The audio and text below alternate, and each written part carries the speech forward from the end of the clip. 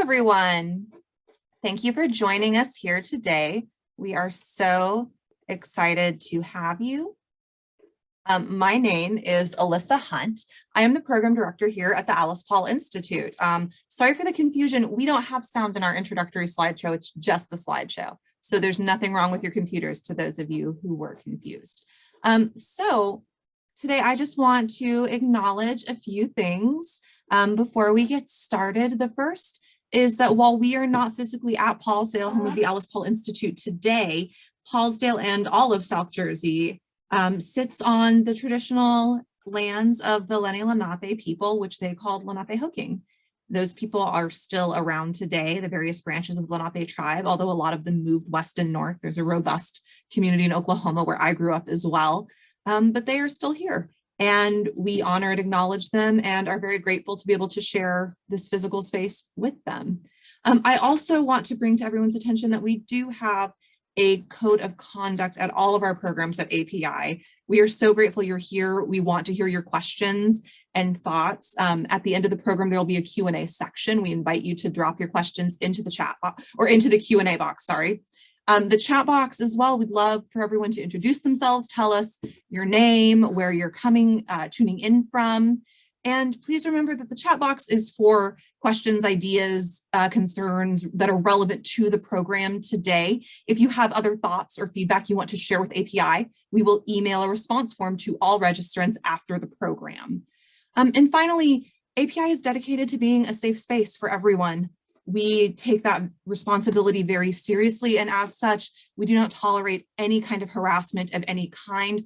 Racism, sexism, transphobia, homophobia will not be tolerated, and if anyone makes any comments or chooses to engage in that kind of behavior, they will be removed without further warning. So thank you all for understanding and for helping us keep this space safe and inclusive for everyone.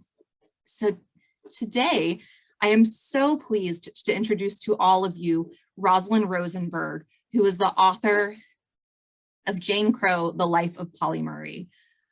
Rosalind Rosenberg is Professor Emerita of History at Barnard College, and she specializes in women's intellectual and legal history. She received her BA and PhD from Stanford University. Her published works include Jane Crow, The Life of Pauli Murray, Divided Lives, American Women in the 20th Century, Changing the Subject, How the Women of Columbia Shaped the Way We Think About Sex and Politics, Gender in the Cambridge History of Science, The Woman Question in the Columbia History of the 20th Century, and Beyond Separate Spheres, The Intellectual Roots of Modern Feminism. She's going to talk to us about her book and about Pauli Murray's life and legacy and involvement with the National Woman's Party. So I'm going to turn it on over to you, Dr. Rosenberg. Thank you again for being here with us. Thank you, Alyssa, for having me. I am really delighted to be here at the Alice Paul Institute and to reflect for a moment on the association of Alice Paul and Pauli Murray.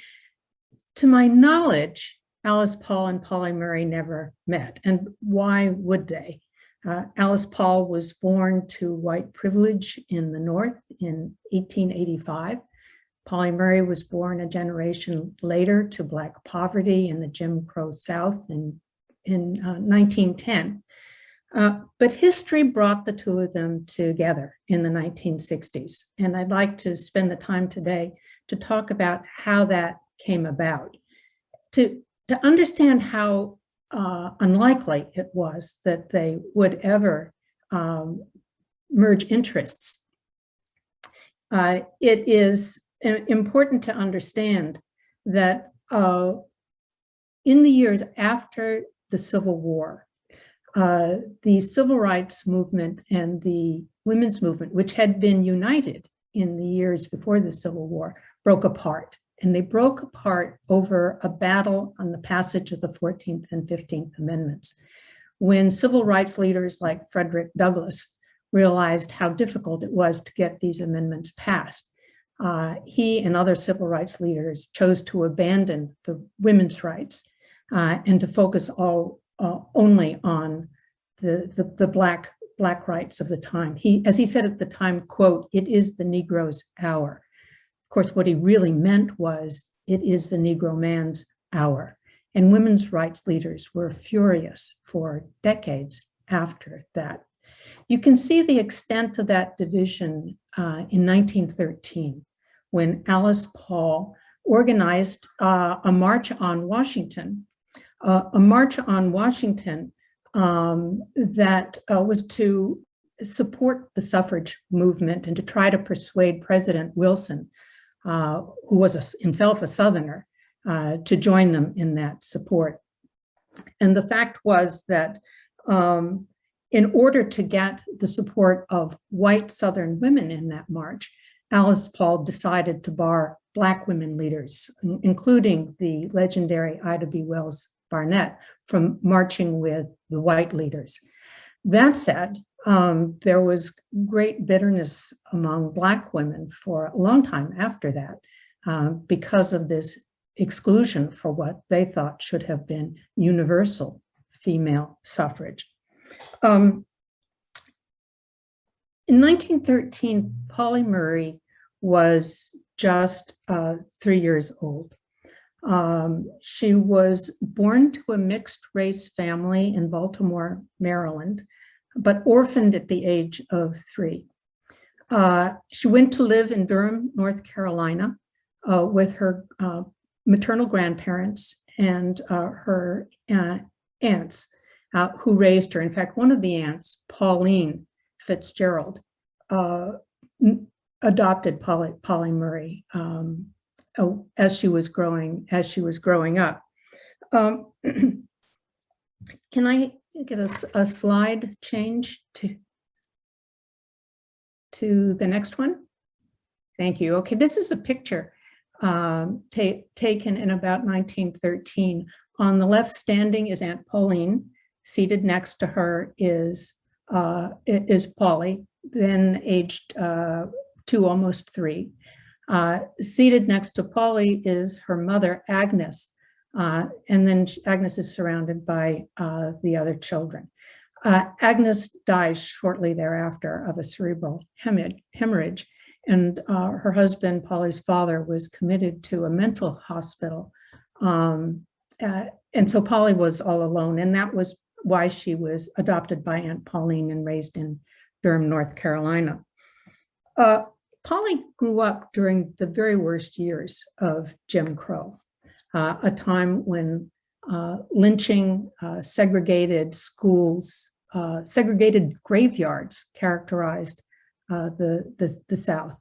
And the only opportunities for Blacks, other than as farm workers or as domestic workers, was in Black businesses and as Black teachers. So it was the case in the Fitzgerald family that the women worked as teachers and the men had businesses. It was a very hard time, but Pauli Murray had certain advantages. She had the advantage, first of all, of her grandfather, Robert Fitzpatrick, who had grown up in the North in Pennsylvania before the Civil War, who'd become an abolitionist, who knew Susan B. Anthony and admired her, who fought in the Civil War, facing great discrimination, ultimately, after the war, moving to North Carolina in order to set up schools for the newly freed slaves. Pauli learned from her grandfather that she was part of a long civil rights movement.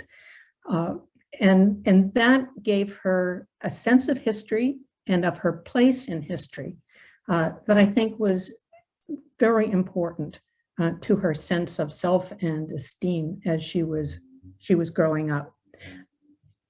From her grandmother, Cornelia, Pauli Murray got something else.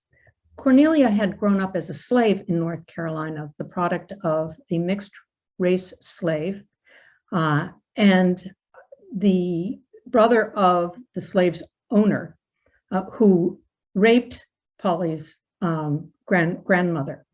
And from Cornelia, Pauli learned not only about the horrors of rape, but of a distinguished ancestry that included white plantation owners, trustees of the University of North Carolina, and benefactors of the University of North Carolina. And this knowledge proved very important to Pauli throughout her life. Murray also had the advantage of growing up in an educated home. Everybody, all the adults were teachers, and everyone belonged to the Episcopal Church. So Pauli grew up with a conviction that education and religious faith were both important foundations for her. So these were the advantages that Pauli had, but Pauli never really felt as though she fit in, even in her own family. She didn't feel that she fit in because she was darker than most of the other members of her family. Her grandmother Cornelia could have passed for white, so could her Aunt Pauline have done so. And what made that hard for Pauli was all of the emphasis that was placed in the family on whiteness, not by Aunt Pauline, but by Grandma Cornelia, who would always fret at Pauli. Pauli, brush your hair, don't let it get kinky. Cold cream your face, don't let it get sunburned. Anything that gave the indication that Pauli was as dark as she was embarrassing to her grandmother. And that was really very hard on Pauli. On the other hand, at school, she was much lighter than the other children, and they taunted her for being too light. And so Pauli grew up feeling, as she later put it, in between in terms of her race. And it was a sense that was compounded by the fact that she also felt in between in terms of her gender. She always felt as though she really was a boy. And Aunt Pauline was supportive of Pauli and called her boy girl and let her wear boys' clothes, except at church. Pauli was not allowed to wear boys' clothes at church. And if I could have the next slide. This is Pauli in one of her favorite outfits, a Boy Scout outfit at the time. She came of age at a time when there was not even the existence of the word transgender, and certainly no social movement to support anyone who felt unsettled in his or her assigned race. But even though there was no term for it, she read about testosterone as she got to college and begged doctors to give her testosterone in the hopes that her body would begin to conform more completely with her own sense of maleness. No doctor ever did. In fact, one doctor diagnosed her as schizophrenic because he said she was under the delusion that she was male. Now, one of the things that always amazed me in reading Pauli Murray's papers and reflecting on a life that was lived before the kind of terminology that might have given greater understanding to her predicament, was that she wasn't crushed by this sense of in-betweenness. In fact, on the contrary, instead of being crushed, she took the sense of in-betweenness as a vantage point for understanding her life. And it gave rise to, I think, one of the most important ideas of the 20th century. That is that gender, much like race, was an arbitrary category. And it was arbitrary because it didn't have clear boundaries.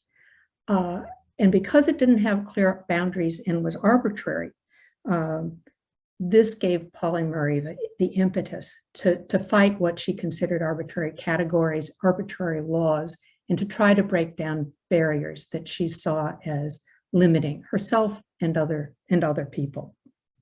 I think that the German sociologist Georg Simmel would have called Pauli a marginal person, someone who, forced by circumstances to live on the margins of society, either by race or religion, or in Pauli's case, gender, that such a marginalized person could see things that other people had difficulty seeing. And certainly Pauli was very unusual in seeing the categories of race and gender as arbitrary when most other people saw them as biologically determined. One comment about Pauli Murray's name. Murray was born Anna Pauline Murray, but she never used the first name Anna. And she didn't use Pauline because there was Aunt Pauline. So she liked to be called Paul, or very often Lenny, for Pauline Lenny. And then as she was growing up, and by the time this picture was taken, she was experimenting with other names. She called herself Dude. She called herself Pete. But ultimately she settled on Pauli Murray because it seemed sufficiently ambiguous, androgynous to fit with her sense of in-betweenness. After high school, Pauli persuaded Aunt Pauline to let her go to New York and to go to school in New York, because she had a teacher who had gone to Columbia Teachers College, and she knew from the teacher that it was possible as an African-American, to go to public schools or even private universities and colleges like Columbia and Barnard. And Aunt Pauline was very reluctant to let her do this, but Pauli would not take no for an answer. And so Aunt Pauline agreed. And Pauli went to New York, ultimately graduated from college at Hunter College, which was then New York's public college for women. Unfortunately, Pauli graduated in 1932 into the Great Depression. And for years, she struggled to find work to support herself, and she hoped one day be able to go on to graduate school. It was her clear understanding that if you were a Negro, as she said in those years, you had to have more education in order to have the same opportunities that white people did. But in 1938, Aunt Pauline, by then deciding to retire and not feeling so good, wanted Pauli to come back home to North Carolina and help take care of her. And Pauli, feeling the filial piety of someone of her community, did go home. And what she decided to do was to apply to the University of North Carolina, which was just a few miles from Durham, where she had grown up. And she thought she had a shot at winning admission. After all, her great aunt had bequeathed her fortune to scholarships at the University of North Carolina. Who better to qualify for a scholarship at UNC than the great niece, Pauli Murray? But ultimately, this effort failed. She was denied admission because of her race. But typical of Pauli Murray throughout her life, she would not take no for an answer, and she commenced a campaign, largely a letter writing campaign from New York, where she was still living at that time. And she wrote to President Franklin Roosevelt. She wrote to Roosevelt's wife, Eleanor Roosevelt. She wrote to the president of the university, Frank Graham, to drum up support for the injustice of being denied admission to the University of North Carolina, her home school, just because of her race. In the end, that effort failed, although she did gain a great deal of support from graduate students at the University of North Carolina. If it had been up to them, in fact, if it had been up to Frank Graham, the president, she would have been admitted. But the state legislature of North Carolina refused to change its law against segregated schools at that time. So it would be until 1950 before the University of North Carolina admitted its first African-American student. There were other racial injustices that Pauli Murray experienced in these years. In 1940, 2 years later, 15 years before Rosa Parks was jailed for protesting bus segregation in Montgomery, Alabama, Pauli Murray protested bus segregation in Petersburg, Virginia, and was jailed for it. No one knows, or now they do, but at the time, very few people outside of the African-American community knew about this. But the NAACP knew about it, and Pauli had a friend from Baltimore by the name of Thurgood Marshall, who had grown up to be a lawyer. And he and other members of the NAACP took on her case to desegregate buses in Virginia and, with luck, in the entire country. But they ultimately failed. And they failed because the judge in the case ignored the discrimination that was going on and found Pauli Murray guilty of disorderly conduct for loudly protesting the order that she leave the seat where she was sitting and move to the back of the bus. So that it would be another 15 years before this issue became the issue that all school children, including my own granddaughter, have learned about in Montgomery, Alabama. At that point, we have the next slide. Pauli Murray decided that if she was going to get anywhere in life, she was going to have to become a lawyer and fight the laws that were stacked against her and others of her race. This is the picture I chose for the cover of Jane Crow. It's the picture that Pauli had taken, a formal portrait. I mean, this cost a lot of money, and she didn't have a lot of money.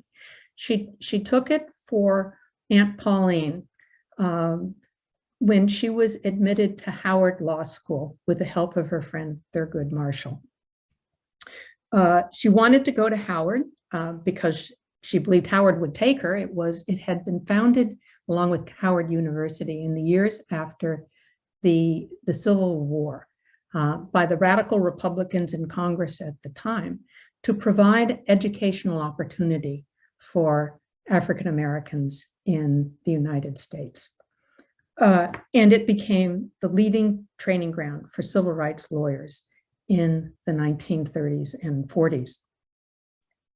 While she was a law student at Howard, she helped organize sit-ins at local restaurants.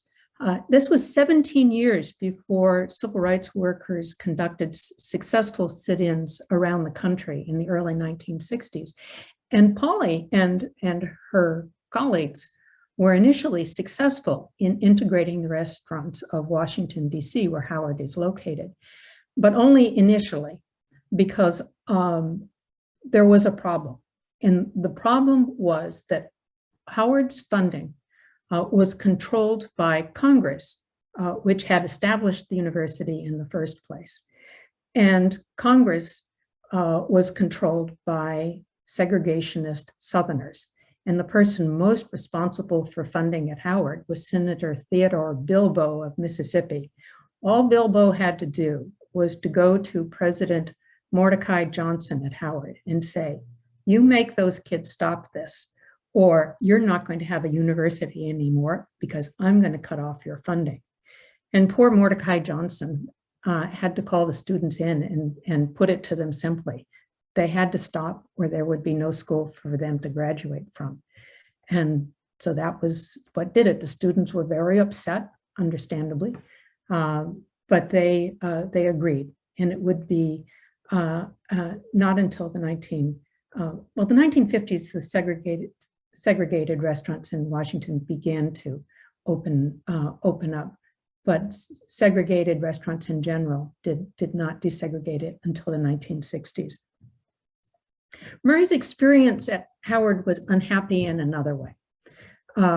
She was the only woman in her class, and her male classmates taunted her, as did some of the faculty, about taking up a place that otherwise would have gone to a male student.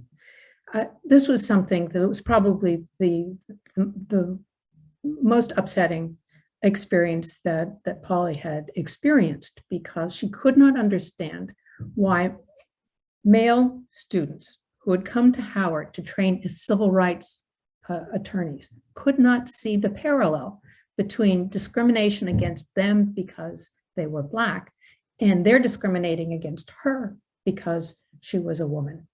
So she coins the term Jane Crow to capture this double discrimination that Black women faced, and worked her way to the head of the class. She graduated first in her class in 1944. In her senior year, she wrote a thesis that was to prove perhaps the most pivotal senior thesis that anyone had written to that point.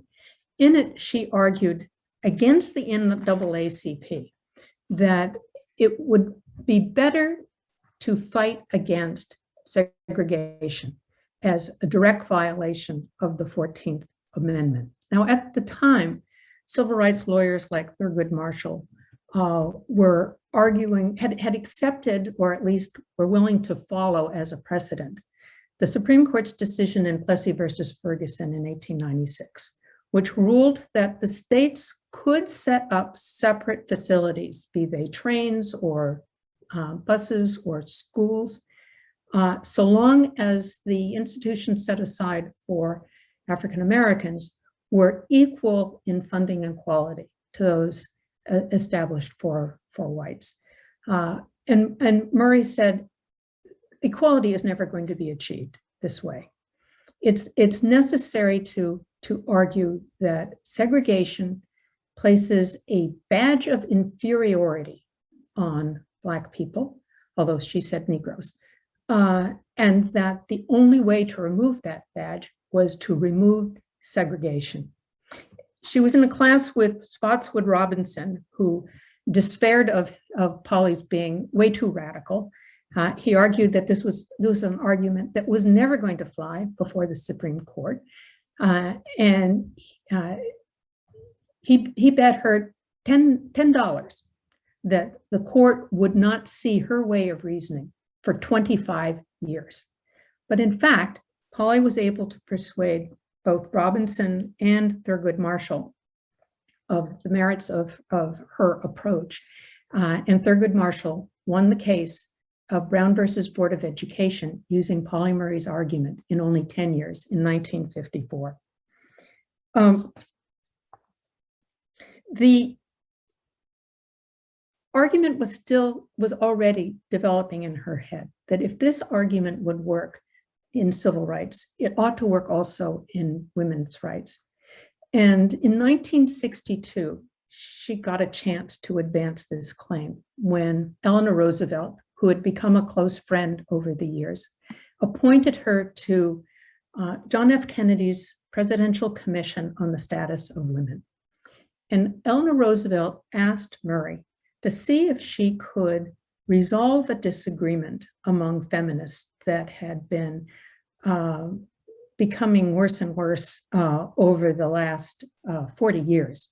And that was the disagreement between the National Women's Party and, of course, Alice Paul, which was fighting for the Equal Rights Amendment. Alice Paul had written the first version of the Equal Rights Amendment in 1923 and had been pressing for its passage in Congress for 40 years.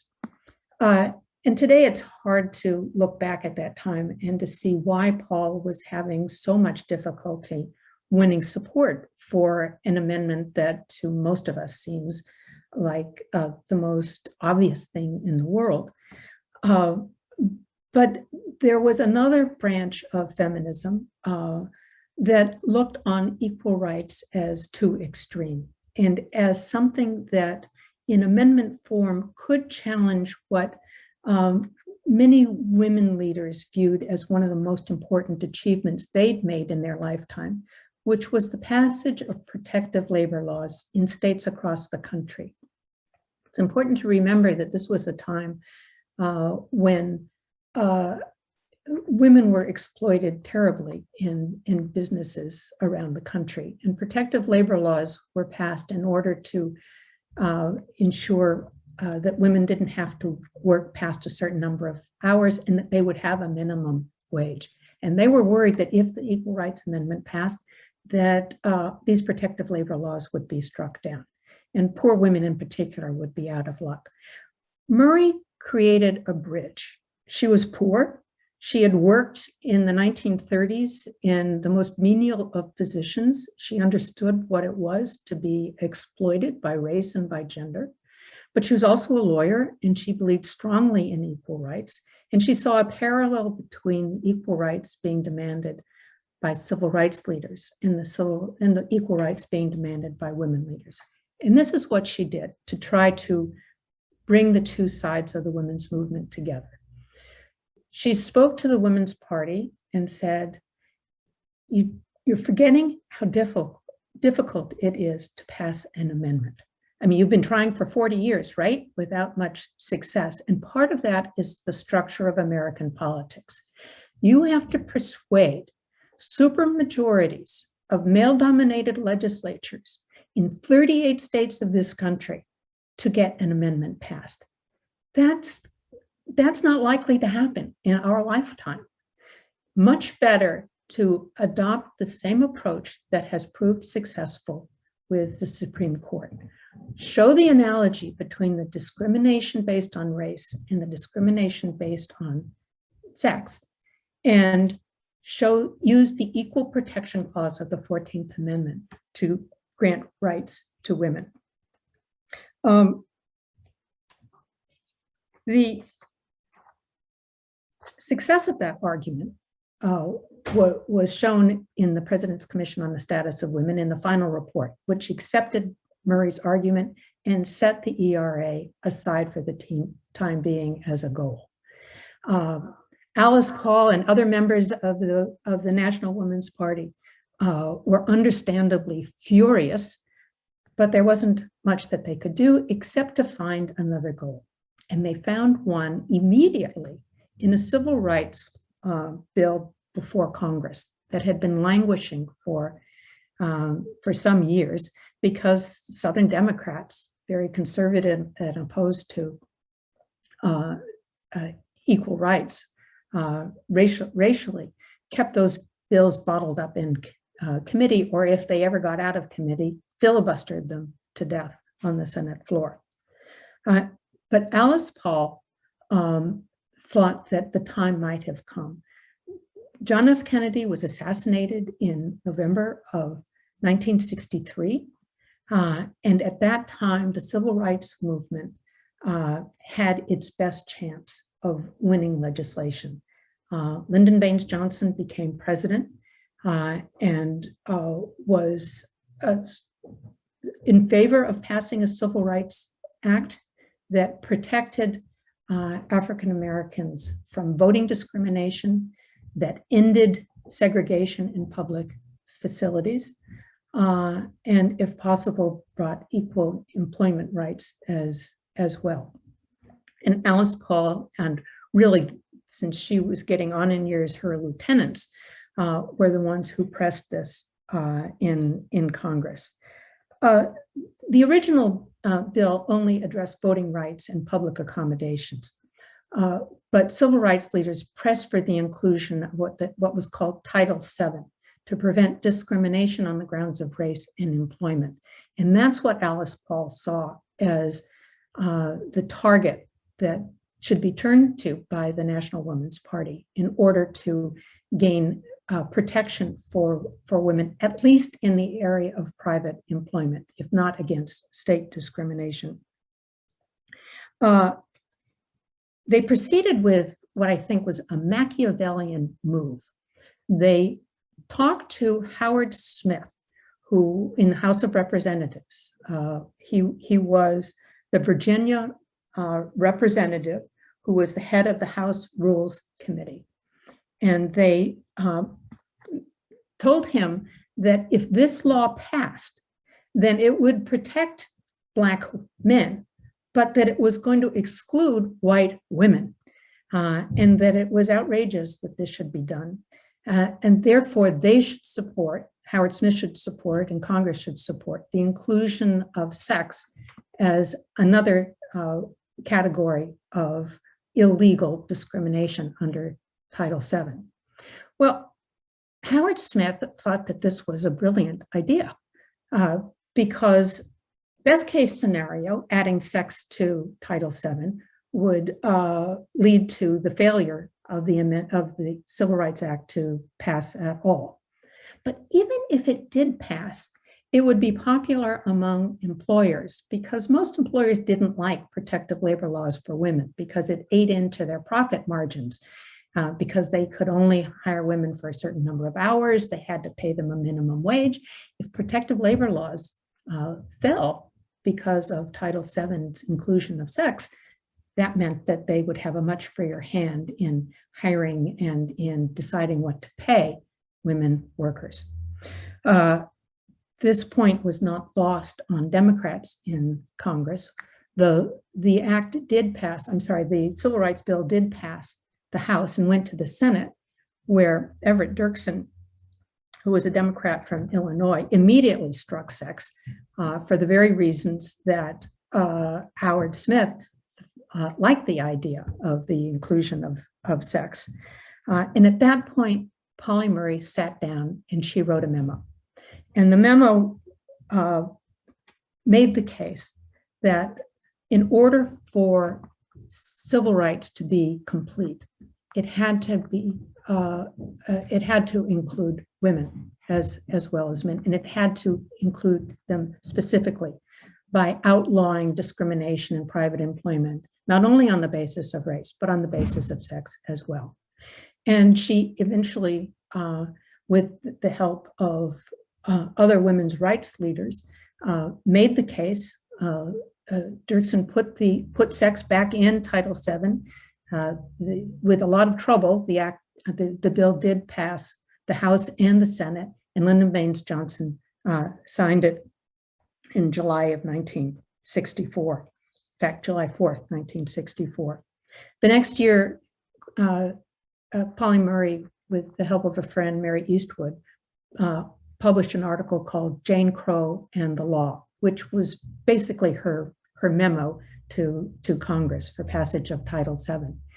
And that article became one of the most influential law journal articles that has ever been published. For the next several years, Murray, through the EEOC, where she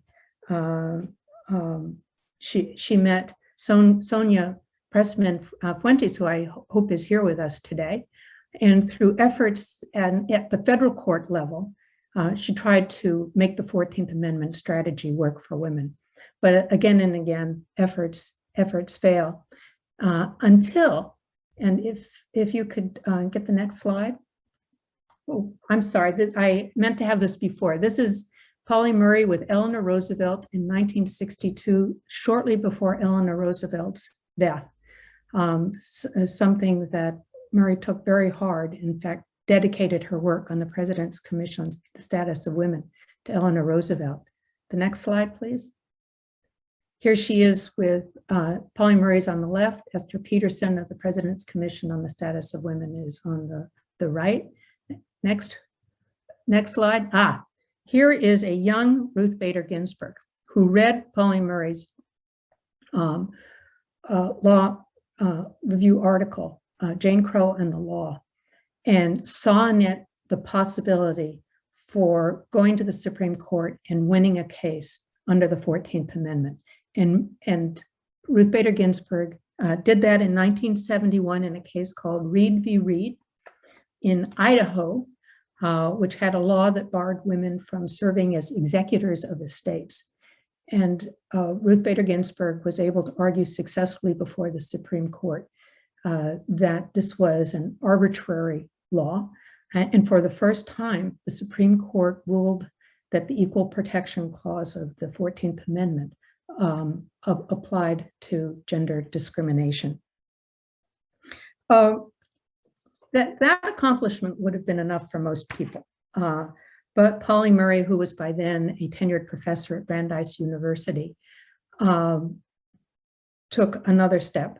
She decided to go to seminary, at an Episcopal seminary, to train to be an Episcopal priest, even though the Episcopal Church barred women from being priests. We have the next slide.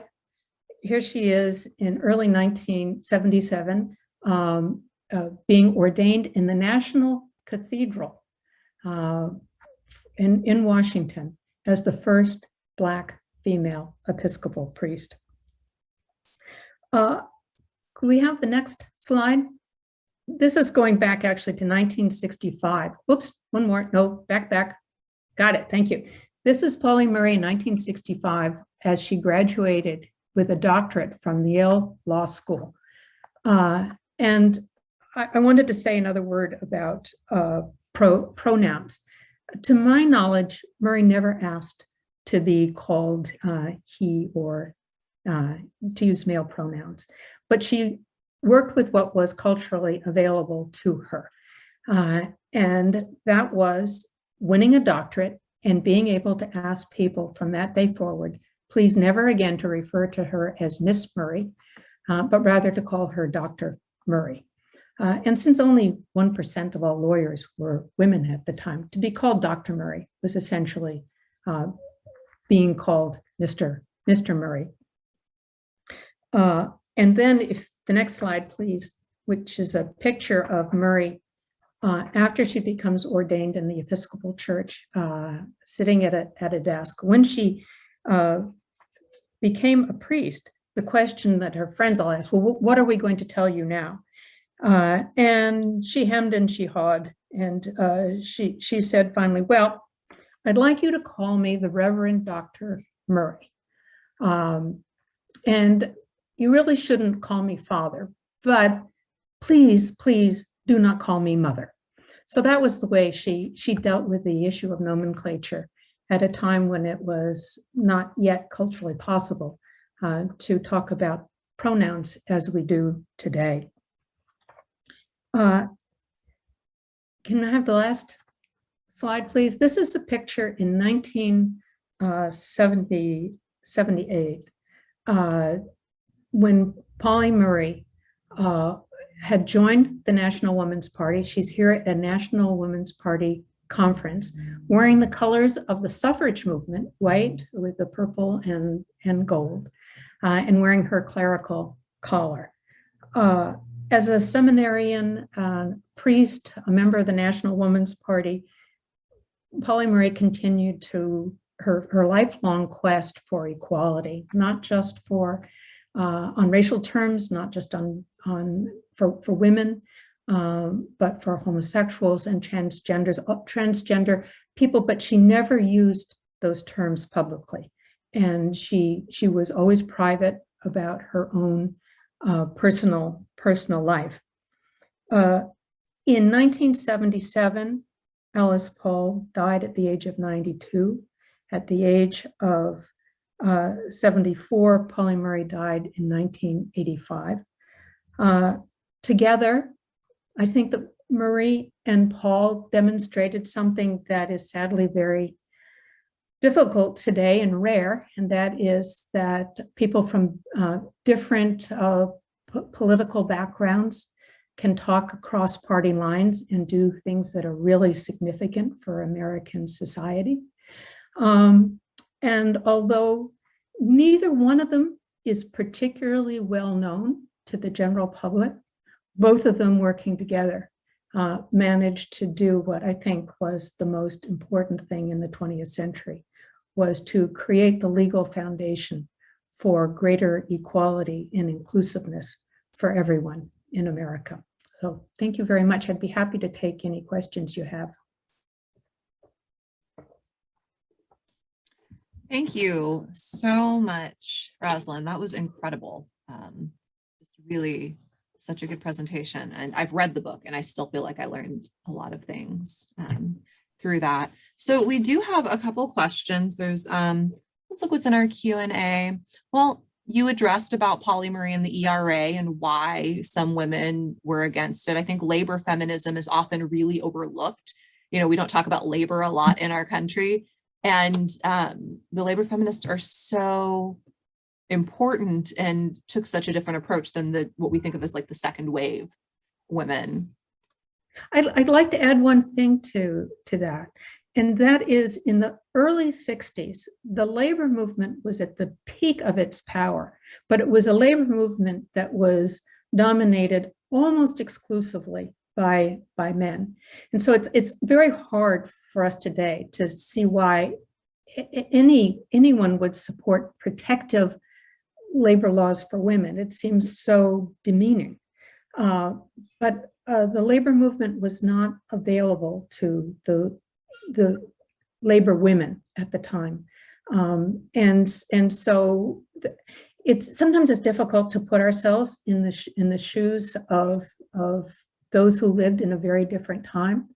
But I think it's important to understand that labor feminists in the 1960s were at best ambivalent about the issue of the Equal Rights Amendment, and many of them were strongly opposed. And I think that's such an interesting and important point too, that when we study history, especially people who haven't been trained in that field, and to kind of set your own like contemporary ideas aside and try to like learn the context and understand, it's really hard sometimes to think about issues around labor, class politics, race, gender. You know, we talk about this all the time at API when we talk about that suffrage parade that you did like such a good and concise job of discussing. And people are like, well, was Alice a racist then? I'm like, I didn't know her. I can't answer that question. She certainly didn't think so. But she made choices that today we would call racist, but she wasn't dealing with the political context we operate in today. That's right. So passing easy judgments isn't as useful as trying to understand full pictures and the different people involved, I think. That's the challenge of being an historian, right? One of them. Yes. So let's see. So we have Susan Philpott, who is a National Park Service ranger at the Belmont Paul House, has a question. I'm so glad you're here with us, Susan. She was saying that she didn't realize Pauli Murray was a member of NWP. And do you have any more, is there any more information about that? You know, I don't have a certificate. I think that picture of her at the conference, dressed as she was. There's one other thing I'm meant to mention. I think that the origins of Pauli Murray's softening towards the National Woman's Party was actually at Howard when she met a member of the National Woman's Party and a close friend of Alice Paul's going back to the teens and the suffrage movement, Betsy Graves Raynaud, who was a painter and was at Howard painting Mordecai Johnson for a large project she was doing of painting all the leading civil rights leaders of the time.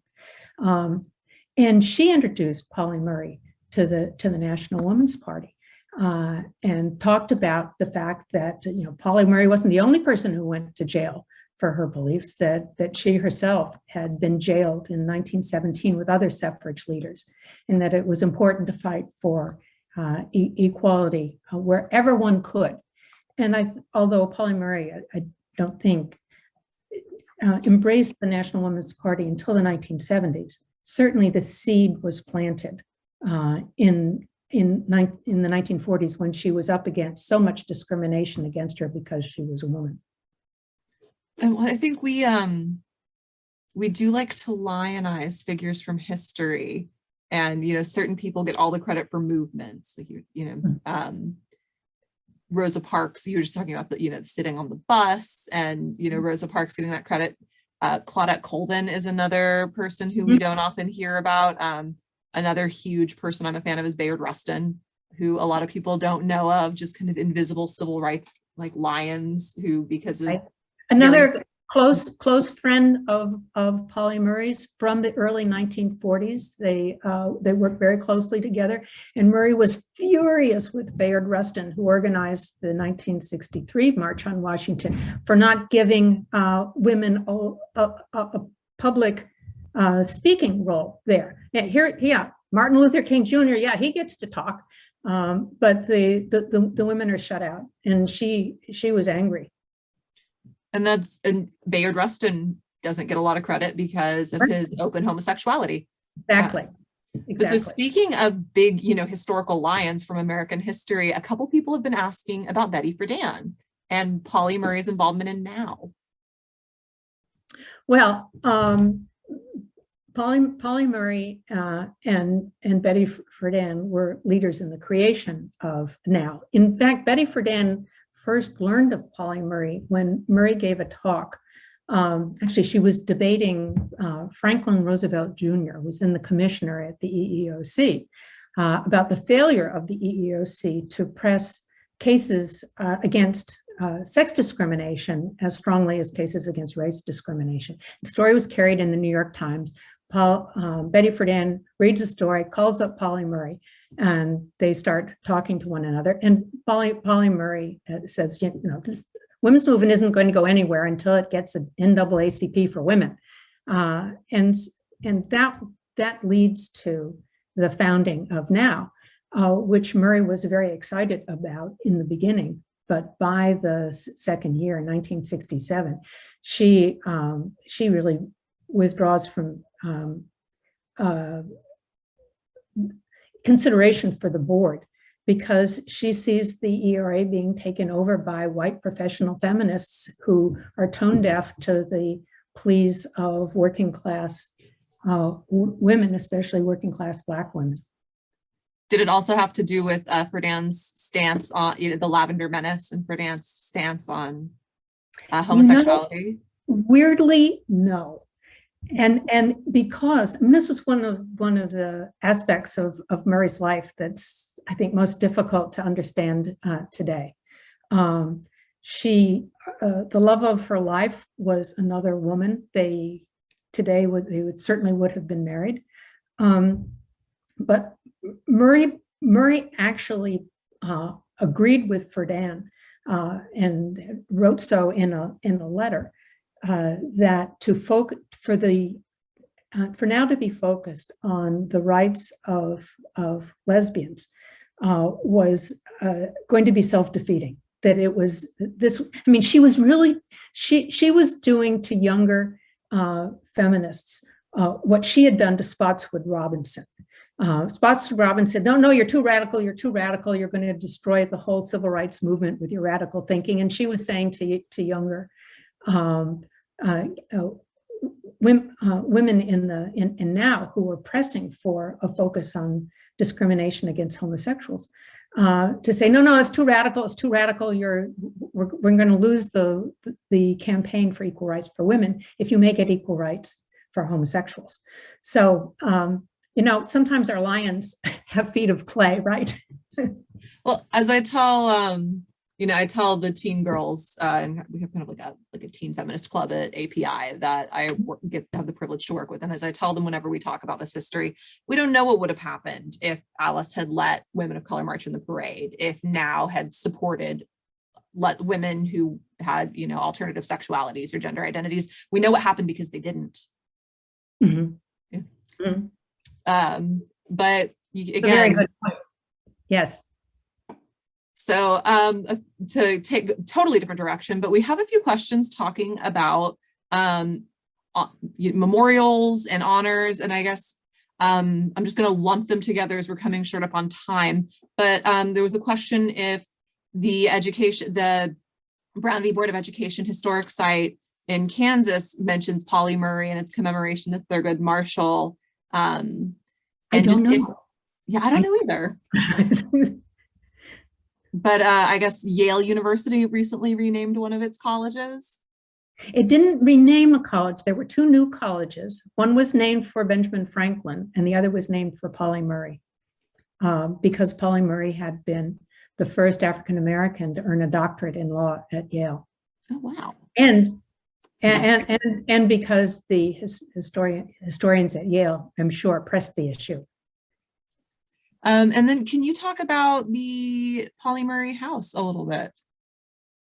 Well, the Pauli Murray, I think that it is just wonderful that the house in Durham, North Carolina, where Pauli Murray grew up, has been named a national landmark and has programs that deal with issues of Pauli's life. As I've been there, and I think that it is a wonderful place and urge everybody to visit it. Yeah, and then at there's the Pauli Murray project at the John Home Franklin Center at Duke University, also in Durham. Yes, yes, thank you. I've been there, and it's wonderful too. There's a great deal that's being done in North Carolina, a state that has not been politically as supportive of the issues that were important to Pauli Murray as I would like. But Durham, North Carolina is doing much to continue her legacy. Yeah, it's incredible the work they do. They do Pauli Murray Awards. That was when I was in graduate school there many years ago. I performed at them with a student poetry group I was a part of, again, many years ago. Let's see, I think we just have one more question, but I'm not sure you can really answer it, but it's asking just about the Episcopal Church and how they might have responded if they'd known that Pauli's sexuality. It's kind of a hard question, but. Well, no, actually, there is an answer to it. Pauli Murray was not able to get a regular job in the Episcopal Church in Washington, D.C., because the bishop basically prevented that, because there were questions about her personal life.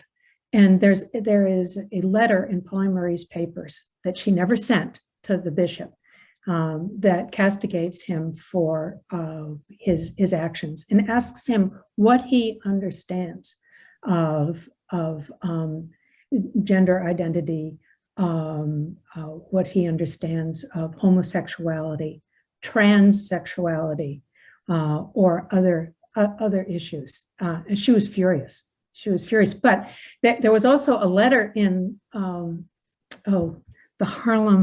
Amsterdam News that was titled "Black Woman, Lesbian Ordained as Priests," and Pauli was horrified by this because it looked as though it was calling her a lesbian, but it was actually some, politically engaged lesbian who had become a priest. Who was being written about, and Pauli Murray, who was separately being written about. But she wrote a letter and made the Amsterdam News write a correction to its title, not because she wasn't a lesbian or didn't consider herself a lesbian, but she did not want it known. Well, I think that was probably not uncommon at the time, for Yes. the reasons that you've been discussing. So we are right up at the end of our time. Is there anything else you'd like to leave us with? Well, just thank you very much for giving me the opportunity to talk today, and wishing you well. Well, thank you. It's really been our pleasure. Where's the best place for people to buy your book? As I hope everyone who is here today. At your local bookstore. Great.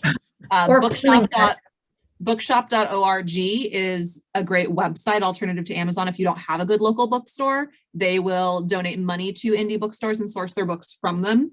So bookshop.org or just your local. If you're local to our area, go to Harriet's in Philly. Highly recommend that one. So let's see. I just dropped the link to the Pauli Murray Center in Durham. If you would like to go learn more about them. And if you enjoyed this program and the other programming we do, I hope you will consider making a donation to the Alice Paul Institute so we can continue to bring you awesome free programs that you can tune into from anywhere in the world. That link to donate, I just dropped into the chat box. We will be posting this video to our YouTube channel in the next week or two. I can't guarantee exactly when it'll go up, but it'll be before too long. So please share widely so other people can learn all about Pauli. As someone mentioned, my name is Pauli Murray. You can watch it on Amazon Prime, or if you want to wait till next summer or watch it twice, you can join us for a screening because we'll be showing that in June in honor of Pride Month at API. Next Thursday, the 18th, Rebecca DeWolf, who is an incredible scholar of the Equal Rights Amendment, is going to be joining us to talk about her new book, Gendered Citizenship, the original struggle over the Equal Rights Amendment in the 1930s through 1950s. And that's going to be fantastic. So we would love to see you all there at 6 p.m. on Thursday. If you have any other questions, please feel free to email me. It's ahunt@alicepaul.org. You will also all be getting an email thanking you for attending and sending you a link to a feedback form. We love to hear your comments. Please tell us what you thought. Give us suggestions for how we can improve and other programs you'd like to see us deliver. Have a great Saturday, everyone.